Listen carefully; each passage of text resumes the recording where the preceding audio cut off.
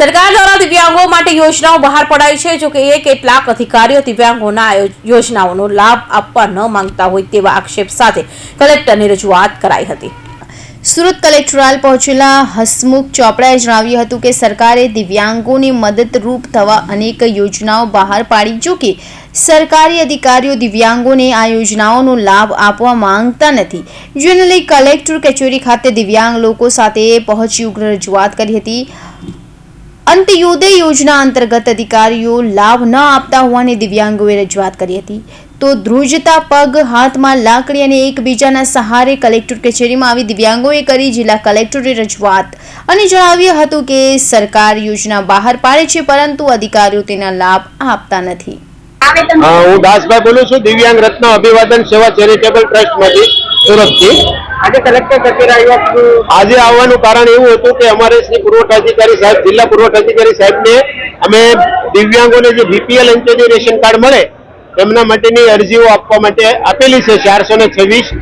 એ પૈકી કામગીરી બહુ ધીમે ચાલી છે અને એના માટે સાહેબને રજૂઆત કરવા અને આવેદનપત્ર આપવા માટે આવ્યા હતા કે અમને જે દિવ્યાંગ લોકોને જે અમારો હક છે કે જે બીપીએલ અંત્યોદય રેશન કાર્ડ છે જે મળવા પાત્ર છે તે દિવ્યાંગોને જલ્દી ને જલ્દી મળી જાય અને દરેક દિવ્યાંગો પોતાનું જીવન ગુજરાન સારી રીતે ચલાવી શકે, એટલા માટે અમે દિવ્યાંગોને અંત્યોદય રેશન કાર્ડ અપાવવા માટેનું આવેદનપત્ર શ્રી કલેક્ટર સાહેબશ્રીને અને શ્રી જિલ્લા પુરવઠા અધિકારી સાહેબને આપવા માટે આવ્યા હતા।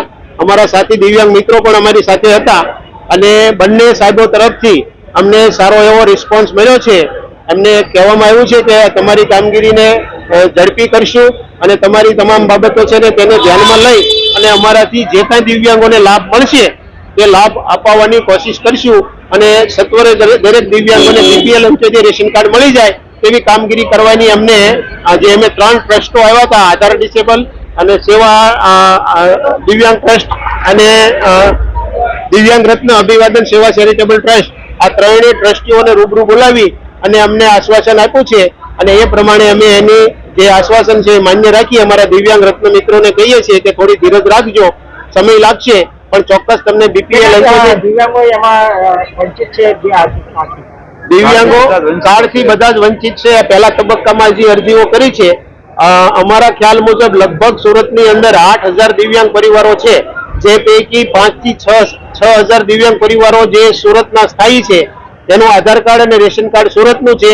આવા દિવ્યાંગોની અરજીઓ દેવાની બાકી છે, એટલે અમે ટ્રાયલ બેઝ માટે જે લોકોના પૂરેપૂરા ડોક્યુમેન્ટ હતા એવા 426 લોકોની અરજીઓ આપી છે અને આ અરજીઓ મંજૂર થઈ અને જ્યારે બીપીએલ અંત્યોદય રેશન કાર્ડ મળી જશે ત્યારે જે બાકીના દિવ્યાંગો છે, હજી જે લોકોને આ યોજના વિશે કંઈ ખ્યાલ નથી તે લોકોને પણ અમારા ટ્રસ્ટ વતી એ લોકોને બીપીએલ અંત્યોદય રેશન કાર્ડ અપાવવાની કામગીરી કરશું અને જ્યાં સુધી એ લોકોને બીપીએલ અંત્યોદય રેશન કાર્ડ નહીં મળે ત્યાં સુધી સુરતના જેટલા દિવ્યાંગ ટ્રસ્ટો છે એ લોકો એમને હેલ્પ કરી અરજી કરાવી અને એમનું બીપીએલ અંત્યોદય રેશન કાર્ડ અપાવી દેશે। અસ્તુ, જય હિન્દ, જય ભારત।